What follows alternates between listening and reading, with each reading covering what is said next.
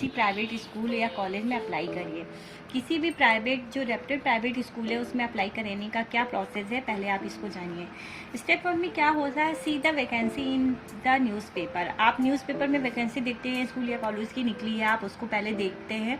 फिर उसके बाद उसमें ऑनलाइन या ऑफलाइन मोड जैसे भी दिया है कि उसमें ऑनलाइन अप्लाई करने का अगर दिया है तो उनकी वेबसाइट जो है आप उस पर जाके अप्लाई करिए। अगर ऑफलाइन दिया है तो हेड ऑफिस से फॉर्म लीजिए, उसको फिल करिए, फ़ोटो पेस्ट करिए, और जो भी उनका फीस पेमेंट करने का मोड है ऑनलाइन या ऑफलाइन 300 या 500 लगभग रहता है, इसको आप उस पेमेंट करके वो फॉर्म वहाँ फिल करिए और सबमिट करिए। उसके बाद अगर वो कहते हैं आपको उसके आपकी सीवी के अकॉर्डिंग आपको वो कॉल करते हैं तो वो मेल के माध्यम से और फ़ोन के माध्यम से आपको बुलाएंगे।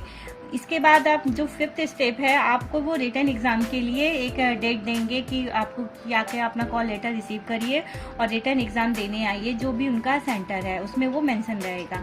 जो उसके बाद जो 6th स्टेप क्या है, इसमें आप you are selecting written exam, they call you for interview and demo. Interview जब हम के लिए वो बुलाएंगे तो हमको सारे अपने एजुकेशनल डॉक्यूमेंट जो है उसकी फ़ोटो कॉपी लेना है, वो अटेस्टेड होना चाहिए आपके सिग्नेचर से।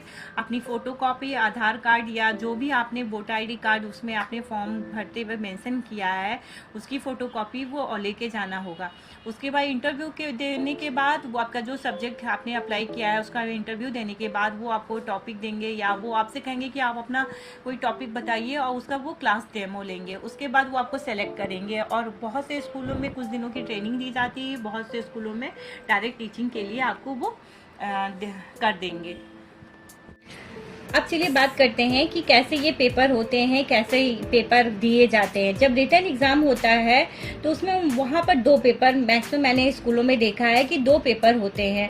एक पेपर जो होता है वो जनरल नॉलेज का होता है और दूसरा पेपर जो सब्जेक्ट के लिए आप अप्लाई किए हैं आप उसी के आधारित उस पर क्वेश्चन आते हैं।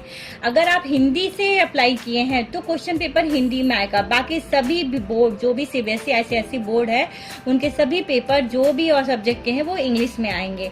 अब जैसे यहाँ मान लो मैंने अप्लाई किया है जूनियर साइंस के लिए, तो यहाँ मेरा ये फर्स्ट पेपर है। इसमें टाइमिंग लगभग वो 30 मिनट की रखते हैं और जो मार्क्स है वो 20, 30, 40 ये हो सकता है।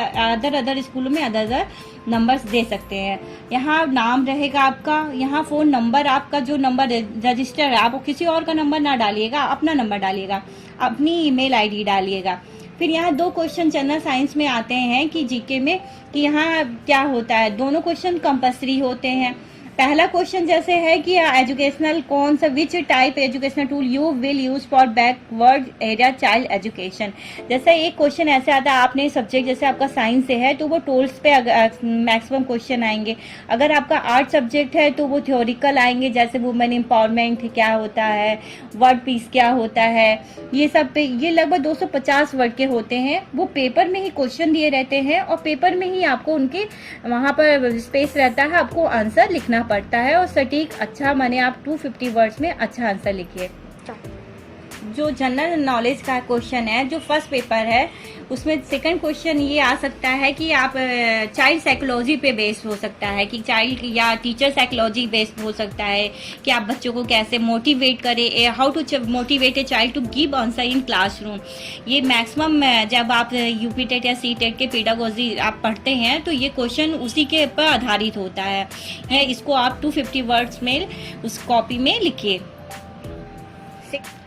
अब मैं आपको बता रही हूँ कि सेकंड पेपर कैसे आते हैं। सेकंड पेपर जो है वो हमारे सब्जेक्ट पे बेस्ड होते हैं। जैसे आपने ऑनलाइन जो भी सब्जेक्ट के लिए अप्लाई किया है, जैसे आर्ट, मैथ, साइंस या कोई भी एसएसटी है तो उसके लिए अप्लाई किया है। जो आपका सब्जेक्ट है और क्लास है, जैसे आपने क्लास के लिए अप्लाई किया है, पीआरटी के लिए अप्लाई किया है, जूनियर क्लासेस के अप्लाई किया है, वो सब भरा जाएगा। अगर आप नेम अपना लिखिए, यहाँ फ़ोन नंबर लिखिए, मेल आईडी जो आपने फॉर्म भरते हुए फ़ोन नंबर और मेल आईडी भरी है आप वही नंबर और मेल आईडी भरिएगा। उसके बाद ये आप ये देखते ये लगभग 80 to 100 मार्क्स के होते हैं और ये 60 मिनट के होते हैं ये पेपर।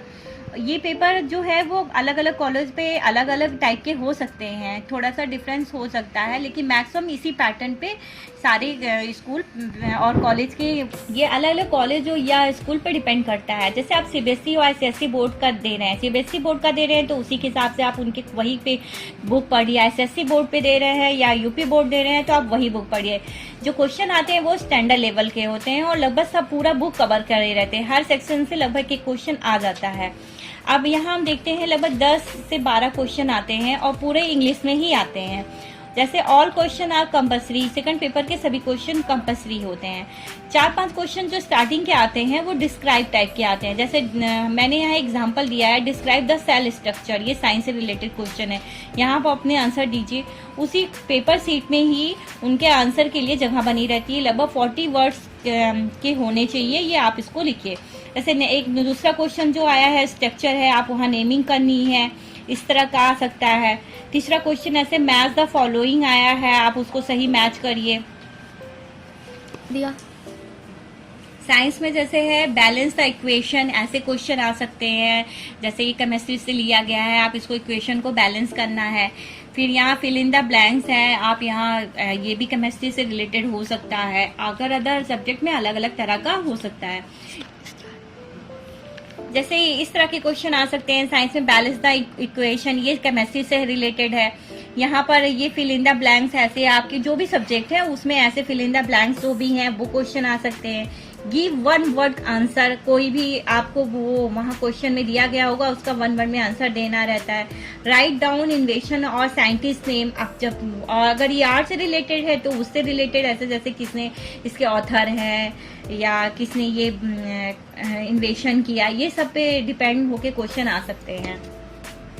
नेक्स्ट आप ऐसे करेक्ट द सीक्वेंसेस भी आ सकते हैं कि आप इसको, ये जंपलिंग जैसे वर्ड होते हैं सही नहीं है, जैसे इंग्लिश में है, ग्रामर में है, ऐसे क्वेश्चन भी आ सकते हैं।